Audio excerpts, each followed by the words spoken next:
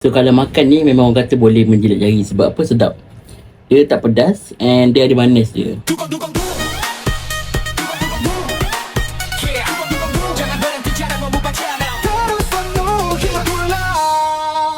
Assalamualaikum. Hi guys, welcome back to Muhammad Mubang Channel. Dugu-dugu.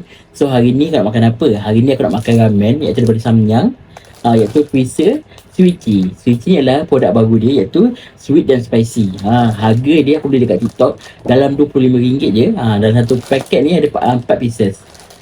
So memang bagi aku okey lah, baru. And warna dia pun cantik, nampak packaging dia. Aku minat dengan packaging dia. So tak apa nak memasak lagi, jom kita try makan Sweety ni. Nak rasa dia macam mana, sedap ke tak? Okay, jom kita makan. So jom makan, bismillah.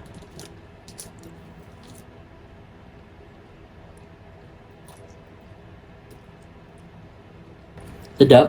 Dia tak pedas tapi dia memang manis itu.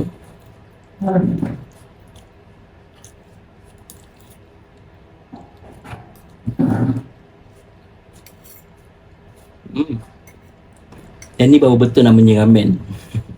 Sebab sebelum ni aku kan ada buat video aku makan special koleksi daripada Indomie. Dia macam yang tu ala-ala ramen.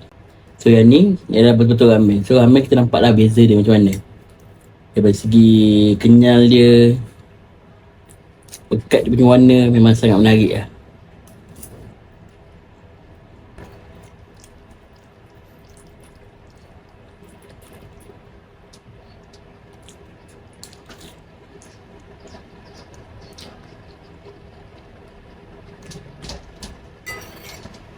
Memang sangat sedap.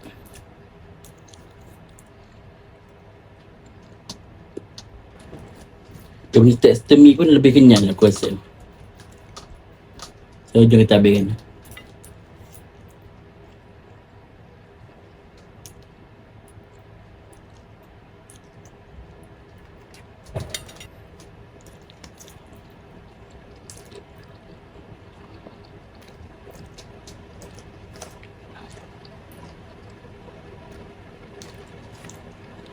So kalau makan ni memang orang kata boleh menjilat jari. Sebab apa? Sedap.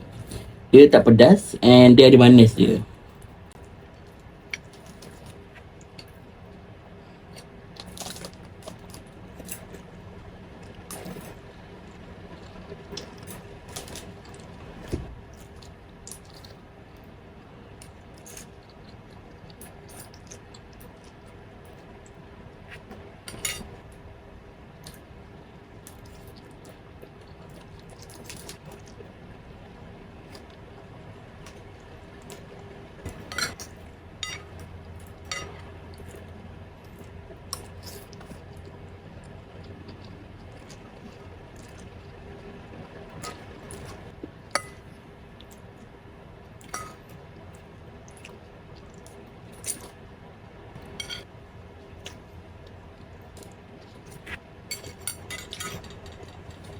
So kalau makan dah ramen Sweety ni memang sangat sedap.